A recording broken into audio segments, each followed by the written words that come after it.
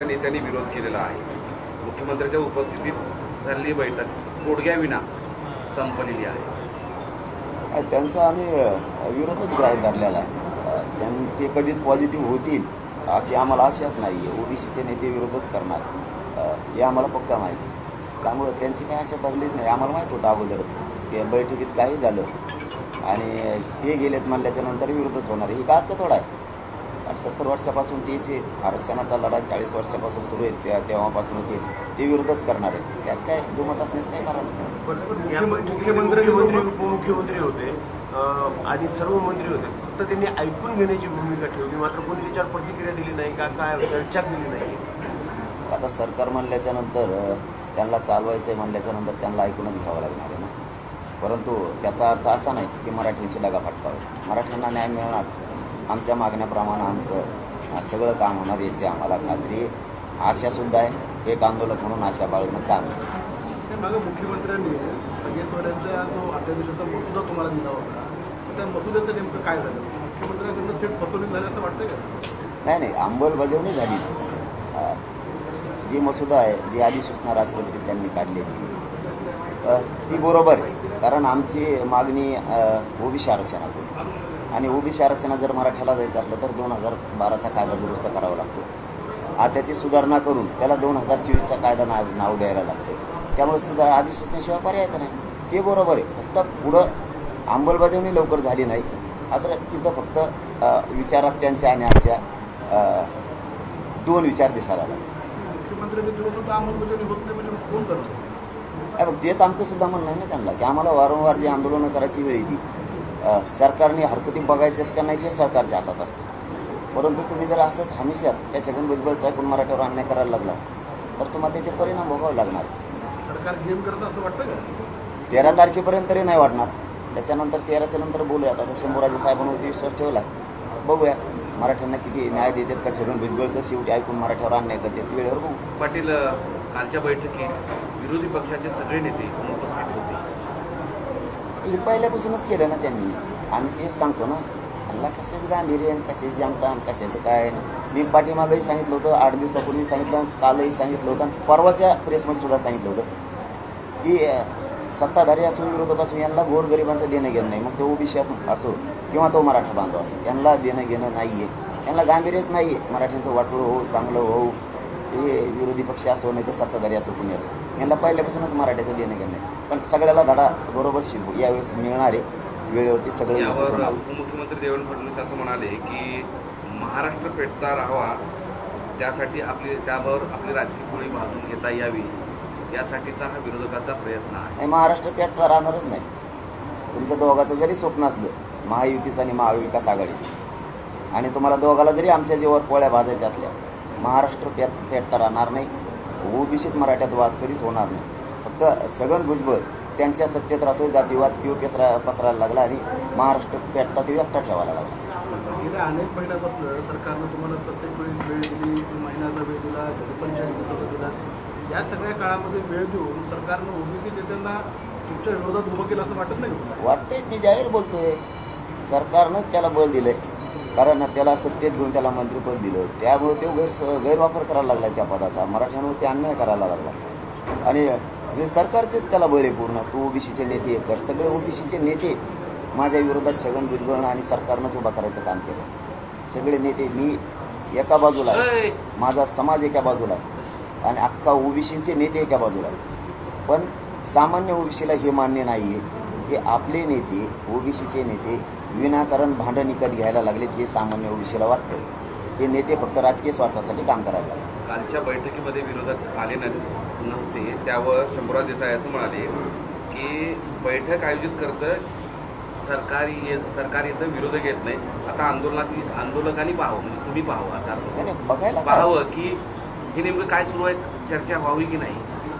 आम्ही दोघाला बघायला आलेलो नाही ना, महायुतीला बघायला आलेलो नाही, सरकारला बघायला आलेलो नाही, महाविकास आघाडीला बघायला आलेलो नाही। आम्हाला सगळ्यांचे अनुभव आहेत जनतेला महाराष्ट्रातल्या, मग तो मराठा असेल, धनगर बांधव असेल, ओबीसी असेल, प्रत्येक वेळेस दोघंही फसवणूक करतात। त्यांचं सरकार असलं ते फसवणूक करतात महाविकास आघाडीवाले, आणि हे असले की हे करतात। आम्ही दोघांना बघायला आलेलो नाही, पण आम्हाला दिसतंय, म्हणूनच तर आम्ही तुम्हाला म्हणतो ना, त्यांची चूक तुम्ही भरून काढा। मला कळतच नाही आम्ही काय बोलतो, त्याला आम्ही काय करावं? 13 तारखेपर्यंत ते तुम्ही म्हणताय. कालच्या बैठकीमध्ये एका नेत्याने असं सांगितलं की सत्ताधारी आणि विरोधकांना एकत्र बसवा, दोघांचं म्हणणं काय हे लेखी घ्या. आता ते काय मागणी केली ते त्याबद्दल मला माहित नाही. ज्यात मला माहीत नसते मी ते बोलत नाही. तो माहीत आहे, हे सुद्धा देवेंद्र फडणवीस साहेबांनी सांगितलेलं आहे की प्रकाश आंबेडकर यांनी एक मागणी केली की विरोधक आणि सत्ताधाऱ्यांचं या मराठा आरक्षण, कुणबी आणि या सगळ्या मागण्याबद्दल म्हणणं काय आहे हे लेखी घ्या दोघांकडून. त्यांचं म्हणणं काय असलं तर आम्ही थोडं ऐकणार. आम्हाला माहिती आहे त्यांचं म्हणणं काय येणार आहे. आम्ही आमच्या मतावर कायदेशीर बाजूवर आम्ही ठाम आहेत. आमच्या नोंदी आहेत, मराठा आणि कुणबी एक हे सिद्ध झालेले. त्यामुळे आमच्या मतावर ठाम आहे. कोणाकडून काय लिहून काय घेतलं, बॉन्ड काय केले आणि त्यांना तिथं बांधून ठेवलं, आम्हाला काही देणं घेणं नाही त्याचं. सत्ताधाऱ्यांचा असा एक सूर आहे, सत्ताधारी नेत्यांचा, आणि तो महाराष्ट्रातील जनतेला असं वाटतंय की कालच्या बैठकीला विरोधक उपस्थित न राहणं म्हणजे जसं लोकसभेला फायदा झाला तुमच्या आंदोलनाचा, तसं विधानसभेला तुमचं आंदोलन पेटतं ठेवलं तर फायदा होईल. पेटता राहणारच नाही. गैरसमाजातून पुन्हा बाहेर या. पुन्हा म्हणतात नेरेटिव्ह पसरला. समाजातून बाहेर पेटता राहणारच नाही. तुम्ही ज्याला मंत्रीपद दिलं ते पेटता ठेवणारे छगन भुजबळ, त्याला फक्त आवरा. पेटता राहत नाही, काय नाही दंगली तेव्हा घडविणारे, कारण सामान्य ओबीसीत आणि सामान्य मराठीत ते भांडणं लावणारे, त्याला आवरा. पेटता राहतच नाही. आणि आम्ही कोणाचेच नाही, महायुतीचे नाही, सरकारचे नाही, महाविकास आघाडीचे नाही. पण यांनी सुद्धा जायला पाहिजे होतं ना. समाजाचा एवढा मोठा प्रश्न आहे, इकडं कोणकडे हिंड देते. पण मराठ्यांच्या एखाद्या प्रश्नाचं गांभीर्य असू नाही का? ओबीसीचे नेते जर सगळे एकत्र येत तर मराठ्यांच्या नेत्याला एकत्र यायला काय हरकत आहे? काय येत नाहीत मराठ्यांचे नेते. काल बोलताना त्यावरूनच सरकार तोच अर्थ होतो की हे आंदोलन असंच राहिलं तर विधानसभेमध्ये फायदा होऊ शकतो, तसा लोकसभेला फायदा झाला. मी पुन्हा सांगितलं, आम्ही फायद्यासाठी नाहीच आहेत कोणाच्या. पण त्यांना वाटतं ना, त्यांना काही वाटत. आम्ही म्हणलो की त्यांना पाडा, तुम्ही नीट राहा ना, तुम्ही नीट कामं करा. धनगर बांधवाला सांगितलेलं आरक्षण देतो 10 वर्ष झाली, पाडणार का नाही गोरगरीब धनगर तुम्हाला? गोरगरीब मराठा पाडणार का नाही तुम्हाला? 40 वर्ष झालं घुमवतात. मागच्याने चुका केल्यात, पुढच्याने त्या सुधारायच्या असतात. तेच पाडेगिरीत बसायचे ना, आम्हाला तेच बार सांगायचं. आम्हाला माहिती आहे ना कोणी काय केलेलं ते. काल बोलताना तुम्ही म्हणालात की सरकारनं भुजबळांचं जर ऐकलं, शिंदे फडणवीस सरकार 288 ठिकाणी आम्ही उमेदवार काढू, उभा करणार किंवा पाडणार, कारण ते ऐकत येतच त्याचं. त्यांनी ओबीसीचे नेते एकत्र केलेत, सरकारचं ऐकून त्यांना बळ फडणवीस साहेबांनी दिलंय. फडणवीस साहेबाचं नाव येण्याचं कारण असे की फडणवीस साहेबांच्या सरकारमध्ये तो आहे, त्यामुळे तो जातीयवाद करतो. जिकडं आंदोलन उभं आहे तिकडं आंदोलन सुरू करतो. आम्ही सभा घेतल्या की सभा घेतो, आम्ही रॅल्या काढल्या की रॅल्या घेतो. आम्ही का दगड आणतो का? आम्ही शांततेत काम करतोय. शांततेच्या माध्यमातून या राज्यात कायदा सुव्यवस्था राहिली पाहिजे, सरकारचं काम आहे ते आम्ही करतोय. तो सारखा जातीवाद करतो. ओबीसीचे सगळे नेते माझ्या विरोधात उभा केले आणि मला उघडं पाडायचं काम सरकारनं सुरू केले त्यांच्या माध्यमातून. माझा समाज त्यामुळं घराघरातला मराठा समाज बाहेर आला. ओबीसीचे नेतेच एकत्र त्यांनी केलेत आणि सरकारनंच करायला लागलं. मी काल हे सुद्धा सांगितलं होतं की आपल्याच मीडियाच्या बांधवाच्या माध्यमातून मला कळालं होतं की बीडची जी परवानगी ती रद्द करण्यात आली. परंतु काल बहुतेक धनंजय मुंडे साहेबांनी स्टेटमेंट दिली त्याच्यावरती की परवानगी नाकारलेली नाही आहे. कोणी काय काहीतरी बरोबर ना, आपणच सांगितलं मला, म्हणून मला माहीत झालं, नाही तर मला माहीत नसतं झालं. अफवा पसरवल्या जातात. त्यांना माझं एवढंच सांगणं आहे धनंजय मुंडे साहेबाला, एक मनोज जरांगे एक असा मराठ्यात कार्यकर्ता आणि मुलगा म्हणून लागला की हे कधी खोटं बोलत नाही, अफवा पसरत नाही. कारण ती माझ्या माहितीनं काल 5 वाजता मिळाली, 5 का 6 वाजता. काल मी सकाळी मीडियाच्या बांधवाला बोललो होतो, 4 वाजता किंवा 3च्या दरम्यान लातूरमधून बोललो होतो की त्याबाबत. पण त्यांनी त्याच्यावरती जे स्टेटमेंट दिलं की परवानगी नाकारली नाही, परवानगी दिली, हे शब्द त्यांनी वापरल्याबद्दल खरंच त्यांचं कौतुक होतं. कारण मला चुकल्यावर झापायचंही माहिती आणि काम केल्यावर कौतुक करायचंही माहिती. आमचं हेच म्हणणं आहे धनंजय मुंडे साहेब की मराठ्यांच्या गोरगरिबाला त्रास देऊ नका. तुमच्या लोकांकडून मराठ्यांना बीड जिल्ह्यातला त्रास होतो, हो देऊ नका. ही जनता तुमची आहे, हे मराठ्यांचे लोकही तुमच्या पाठीशी हमेशा आहेत. तुम्ही त्रास देऊ नका, फक्त हे असेच कामं करा. परवानग्या नाकारू नका, मराठ्यांचे कार्यक्रम उधळायला लावू नका. रायमोला लोकांना मारहाण केली तुमच्या लोकांना, ती होऊ देऊ नका. खाटनांदूरच्या लोकांना मारलं, ते होऊ देऊ नका. तुमच्या परळीजवळ बहुतेक जामवाडी का जामनगर नावाचे 500 घरं मराठ्यांचे आहेत, तिथं जाऊन आया बहिणीवर लोकांना शिव्या द्यायला लावू नका. महाजनवाडीजवळ शिरूर तालुक्यात एक गाव आहे, तिथे असे प्रकार झाले. नेकनूरला झालेत, माजलगावमध्ये झालेत, गेवरा तालुक्यात काय झाले तर गडीजवळ. हे प्रकार होऊ देऊ नका. तुम्ही जे आता वागलात परवानगीच्या बाबत जितकं तातडीनं तुम्ही सांगितलं की नाकारलेली नाही आहे, मी आरक्षणाच्या सोबत आहे, हे जे स्टेटमेंट तुम्ही काल केले, मी आरक्षणाच्या सोबत आहे, आमचं तेच म्हणणं आहे. तुम्ही मराठ्यांना टार्गेट करू नका. तुम्ही मराठ्यांना धरून राहा. कधीच मराठी तुम्हाला सोडून गेलेले नव्हते. तुम्ही मराठ्यांच्या आयामाया उदाहरणार, मराठ्यांना गोरगरिबांना टार्गेट करणार, मग मराठा कसा सोडणार? आमचं हेच म्हणणं आहे पहिल्यापासून की मराठ्यांना तुमच्या जातीला जसं सांभाळताय तुम्ही भाऊ बहीण म्हणून, तसंच मराठ्यांना भाऊ बहीण म्हणून समजा. मराठे तुम्हाला कधीच सोडणार नाही आणि इथून पुढं आम्ही अपेक्षा करतो तुम्ही तसंच वागावं. माझ्या एकाही गोरगरीब मराठ्याला त्रास देऊ नये. त्रास दिला की मी मराठ्यांच्या बाजूने उभा राहणार. आज जसं तुम्ही तातडीनं स्टेटमेंट दिलं की मी आरक्षणाच्या सोबत आहे आणि परवानगी नाकारली नाही, जी तुम्ही मनाचा मोठेपणा दाखवला, असाच मनाचा मोठेपणा जातीवाद बंद करायसाठी सुद्धा वापरा. तुमचं काय मराठा कौतुक करत राहील. भूमिका घेतात का मग तेच सांगितलं ना मी आत्ता. ते एकदा सांगायचं, एकदा एकीकडून लोक मारणार, मग त्याला तुम्ही जातीवाद नाही म्हणणार. आम्ही नुसत्या सभा घेतल्या की तुम्ही आम्हाला जातीवादी म्हणणार. तुम्ही ही जातीवादच मोडून टाका सगळा. तुम्हाला तुमचे लोक जसे प्रिय आहेत तसे मराठ्यांची प्रिय करा. कारण तुम्हाला तशी जात तुमची प्रिय आहे, तशी माझे मराठी मला प्रिय आहे. माझ्या गोरगरीब मराठ्यांना तुम्ही त्रास देऊ नका. त्यांच्याशी प्रेमानं वागा. अरे ते मराठे तुम्हाला कधी उचलून धरतील ना, कधी पण. तुम्ही तुमच्या विचारात परिवर्तन करा, मनात परिवर्तन करा. इथून मागचा विषय काय झाला 20-25 वर्षात, त्यापेक्षा इथून पुढं कसं वागायचं. जसं की तुम्ही आता परवानगीच्या बाबत ताबडतोब स्टेटमेंट दिलं, असंच मराठ्यांच्या बाजूनं तातडीनं उभा राहा. मराठ्यावर अन्याय करू नका, एवढंच म्हणणं आहे. तुम्ही जर चांगले कामं करत राहिले तर मराठी तुमचं कौतुक करते. तुम्ही वाईट कामं करत राहिले तर तुम्हाला सत्तेपासून सरकवतील. या मुद्द्यावर तुम्ही काल पहिल्यांदा भाषणामध्ये अजित पवारांसुद्धा नाव घेतलं. म्हणजे या सगळ्या प्रक्रियेमध्ये अजित पवारांचा सुद्धा प्रत्यक्ष अप्रत्यक्ष असा विरोध आहे का या आंदोलनाला, आणि तो तुम्हाला सातत्यानं दिसतोय का? नसता तरी एवढा अन्याय मराठीवर झालाच नसता. शेवटी सत्तेत त्यांच्या आहेत ना, त्यांना कळत नाही का छगन भुजबळ कोणाचा आहे, बीडचे पालकमंत्री कोणाचे आहेत, मराठ्यांचे काय हाल आहेत तिथं, मराठ्यांना जाणून बुजून काय त्रास दिला जातो. आम्हाला जेवढे दिवस सहन होईल तेवढे दिवस करत असतो आम्ही. हा तुम्ही प्रेमानं त्यांना हाताळा. की पडणं जितणं हार जी चालू असते त्याच्यासाठी काय माझी मराठाचा टार्गेट करणार का तुम्ही, मराठ्यांना शत्रू मानणार का तुम्ही? याच्यामुळं आमचं म्हणणं आहे की तुम्ही जसं काल तातडीनं जागे झाला असं कायमस्वरूपी राहणं. आमच्यासारख्याला बोलायची गरजच नाही. पण तुम्ही मराठ्यांना त्रास दिला की मी बोलणार नाही, मदतीला सुद्धा येणार ताकदीनं. पण तुम्ही काल जितके तातडीनं आलात तितक्याच तातडीनं मराठ्यांच्याही बाजूने उभा राहत जा. जसं तुमच्या जातीच्या बाजूने उभा राहता तसं तुमचं हमेशाच मराठी कौतुक करतील. मुख्यमंत्री असं म्हणाले की ओबीसी समाजावर अन्याय होणार नाही, ही आमची भूमिका आहे. आणि 10% आरक्षण दिलं तेव्हापासून विरोधक म्हणताय आरक्षण टिकणार नाही. परंतु 10% आरक्षणामुळे मराठा समाजाच्या मुलांना नोकऱ्या मिळाल्या आणि आरक्षणाबाबत आमचं सरकार योग्य निर्णय. मुख्यमंत्री म्हणले तुमच्या म्हणण्यानुसार की ओबीसीवर अन्याय होणार नाही, पण ते असं कुठं म्हणलेत की मराठ्यावर बी अन्याय होणार. मराठ्यावर बी होणार नाही, मराठी ओबीसीत जाणार. ते 10%चं पुन्हा समर्थन केलं आहे. त्यांचं असं म्हणणं आहे की 10%वर काही जण असं म्हणतात की आम्ही म्हणजे टिकणार नाही, पण त्यांचा चेहरा 10% उघड आम्हाला करू म्हणे. जे असं म्हणतायत आणि ज्याला प्रत्यक्ष विरोध करतायत असंही म्हणतायत आणि विरोध करतायत. अरे बाबा त्यांच्या विरोधात सोडून द्या म्हणा, आम्हालाच मान्य नाही. 10% मान्यच नाही आम्हाला. ते विरोध करू नाही करू, आम्हाला काही देणं घेणं नाही त्यांचं. त्यांचं राजकारण असेल त्याच्यात 10% आरक्षण टिकणारच नाही. कारण मराठा समाज हा 10% मागास सिद्ध झालाय.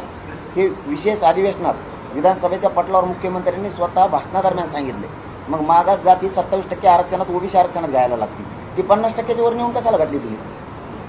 कुठलाही जात किंवा समूह असो त्याला 50%च्या आत घ्यायचं असेल तर मागास सिद्ध असायला लागतो. मग मराठा जर मागास सिद्ध झालाय हे मुख्यमंत्र्यांनी त्यांच्या भाषणात सांगितले आणि तुम्ही ते 50%च्या वर नेऊन घातले. ते 27% आरक्षणाच्या आत पाहिजे होतं. त्यामुळे आम्हालाच मान्य नाही. ते विरोधक काय म्हणते त्याच्याशी आम्हाला देणं घेणं नाही. आम्हाला सत्ताधारी काय सांगतो आणि विरोधक काय सांगतो याच्यावर आमचं देणंच नसतं. आमचं ध्येय आमच्या जातीवर असतं, त्याच्या अन्यायावर असतं. आमची जात जे मागती ती मागणी आम्ही करू. काल मुख्यमंत्री असं म्हणाले की ज्या नोंदी सापडले त्यांना प्रमाणपत्र देणं सुरू आहे आणि ते सुरूच आहे राहील. आणि दुसरीकडे ओबीसीच्या नेत्यांनी सांगितलं की ह्या सगळ्या नोंदी रद्द करा. तिथं पण मुख्यमंत्री म्हणाले की नाही, ते दिले जातील. ते होतच नसते रद्द. म्हणजे प्रमाणपत्र दिले जातील. रद्द होत नसती, कारण भारत देशात मराठाची एक अशी जात आहे की त्याच्या सरकारी नोंदी सापडल्यात. बाकीची यांनी बोगस आरक्षण घेतलेलं आहे. 16% आमचं बोगस आरक्षण चोरून खायची सवय लागलेली आहे. ते छगन भुजबळ एकटा खातो, बाकीच्या ओबीसींना मिळून देत नाही. त्याचं जर एवढं मोठं मन असतं तर बंजारा बांधव सांगतोय की माझा वेगळा प्रवर्ग करा, ते करत नाहीये. त्याचा अर्थ सगळ्याचं, बाराबोलीदारांचं, बंजारा बांधवांचं, सगळ्यांचं त्याला एकट्याला खायचं. ते कोणालाच खाऊ देत नाही. आणि आमच्यामुळं धनगर बांधवाच्या आरक्षणाला धक्का लागत नाही. विनाकारण छगन भुजबळनी आमच्या विरोधात धनगर बांधवांचे नेते उभा केलेत, विनाकारण. कारण तरीही आम्ही धनगर बांधवांना विरोधक मानलेलं नाही.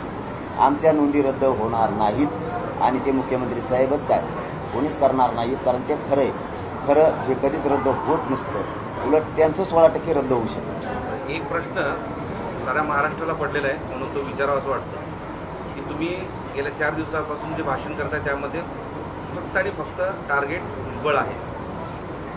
ओबीसी मधून मराठ्यांना आरक्षण देऊ नये म्हणून भुजबळांसोबतच ओबीसीतले जे राज्यातले वेगवेगळ्या पक्षाचे नेते आहेत, जे पडलेले आहेत, सत्ताधारी आहेत, मंत्री आहेत, विरोधक आहेत, आमदार आहेत, खासदार आहेत, त्या सगळ्यांनी विरोध केलेला आहे.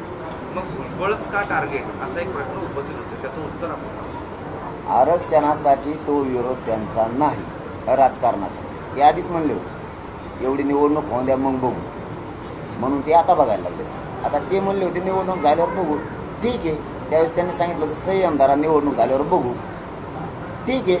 आम्ही आता संयम धरला, आम्ही विधानसभेला निवडणूक टायमाला बघू, तसं काही अडचण नाही ना. आम्ही त्या टायमाला बघू, काही अडचण नाही. म्हणजे याचा अर्थ असा आहे की एकटे भुजबळ वगळता सगळ्या ओबीसीच्या नेत्यांना अप्रत्यक्ष मराठ्यांना पाठिंबा आहे असं म्हणायचंय का?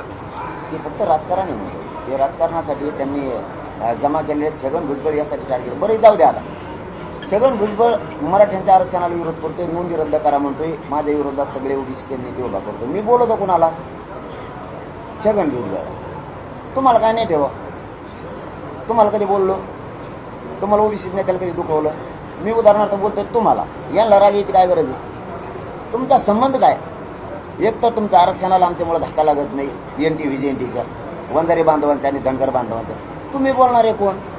तुम्ही काय सांगतायत भाषणात आणि मीडियात की आमच्या छगन भुजबळ साहेबाला बोलतो? तुमच्या छगन भुजबळचा काय संबंध आहे? तुमच्या छगन भुजबळचा संबंध काय? तुम्ही फुकट भांडणं इकडून हुकत करून घ्यायला लागले. तुम्ही मराठ्यात आणि ओबीसी बांधवात, धनगर बांधवात कशामुळे वाद लावायला लागले? तुम्हाला बोलतच नाही येत बरं शब्दांना, तरी तुम्ही बळत म्हणता आमच्या छगन भुजबळला बोलतो. तुमचा छगन भुजबळ तुम्हालाच खाऊन देतो का? आंदोलन तुमचं आमदार काय तिसऱ्यालाच वाटतोय. तुमचं तुम्हाला कळा ना. तुमचं आरक्षण एनटी व्हीजेएनटी मध्ये आहे, तुम्ही एसटीतून मागाव, आम्ही त्याच्यासाठी साथ देऊ मराठी. ते सोडून दिलं आणि त्या छगन भुजबळने काही आशा दाखवली असेल, तिकडे पळताय. तुम्हाला एक माहीत नाहीये, तुम्ही एसटीतून आरक्षण न मागितल्यामुळे तुमच्या धनगर बांधवाच्या लेकराचं वाटोळ होत आहे, आमच्या मराठ्यांचं वाटोळ होत आहे, राजपूत समाजाचं वाटोळ होत आहे, काही समाजाचं वाटोळ व्हायला लागले, मुस्लिमांचं वाटोळ व्हायला लागले, बाराबोलीदारांचं, बंजारा समाजाच्या आरक्षणाचं वाटोळ व्हायला, हे तुमच्या लक्षातच नाहीये. आम्ही बोलतो त्याने आमचं नोंदी रद्द करा म्हणतोय. तो खऱ्या असून तो आमच्या लोकांविषयी जातीय तेढ निर्माण. बैठक झाली, सगळेश्वराला सगळ्या ओबीसीच्या नेत्यांनी विरोध केलेला आहे. मुख्यमंत्र्यांच्या उपस्थितीत झालेली बैठक तोडग्याविना संपलेली आहे. त्यांचा आम्ही विरोधच गृहीत धरलेला आहे. ते कधीच पॉझिटिव्ह होतील अशी आम्हाला आशाच नाही आहे. ओबीसीचे नेते विरोधच करणार हे आम्हाला पक्का माहिती. त्यामुळं त्यांची काही आशा धरलीच नाही. आम्हाला माहीत होतं अगोदरच की बैठकीत काही झालं आणि ते गेलेत म्हणल्याच्या नंतर विरोधच होणार. ही काचं थोडा आहे. 60-70 वर्षापासून तेच आरक्षणाचा लढा 40 वर्षापासून सुरू आहे, तेव्हापासून ते विरोधच करणार आहेत. त्यात काय दुमत असण्याचं काय कारण? मुख्यमंत्री उपमुख्यमंत्री होते आणि सर्व मंत्री होते, फक्त त्यांनी ऐकून घेण्याची भूमिका ठेवली, मात्र कोणी त्याच्यावर प्रतिक्रिया दिली नाही का, काय चर्चा केली नाही. आता सरकार म्हणल्याच्या नंतर त्यांना चालवायचं आहे म्हणल्याच्या नंतर त्यांना ऐकूनच घ्यावं लागणार आहे ना. परंतु त्याचा अर्थ असा नाही की मराठ्यांशी दगा फटकावा. मराठ्यांना न्याय मिळणार आमच्या मागण्याप्रमाणे आमचं सगळं काम होणार याची आम्हाला खात्री आहे. आशासुद्धा आहे. एक आंदोलक म्हणून आशा बाळगणं काम आहे. ते मागे मुख्यमंत्र्यांनी संगेश्वरांचा जो अध्यादेशाचा मसुदा तुम्हाला दिला होता तर त्या मसुद्याचं नेमकं काय झालं? मुख्यमंत्र्यांकडून थेट फसवणूक झाली असं वाटतं का? नाही अंमलबजावणी झाली. जी मसुदा आहे, जी अधिसूचना राजपत्रित त्यांनी काढलेली ती बरोबर आहे. कारण आमची मागणी ओबीसी आरक्षणातून, आणि ओबीसी आरक्षणात जर मराठ्याला जायचं असलं तर 2012चा कायदा दुरुस्त करावा लागतो. त्याची सुधारणा करून त्याला 2024चा कायदा नाव द्यायला लागते. त्यामुळे अधिसूचनेशिवाय पर्यायचं नाही. ते बरोबर आहे. फक्त पुढं अंमलबजावणी लवकर झाली नाही.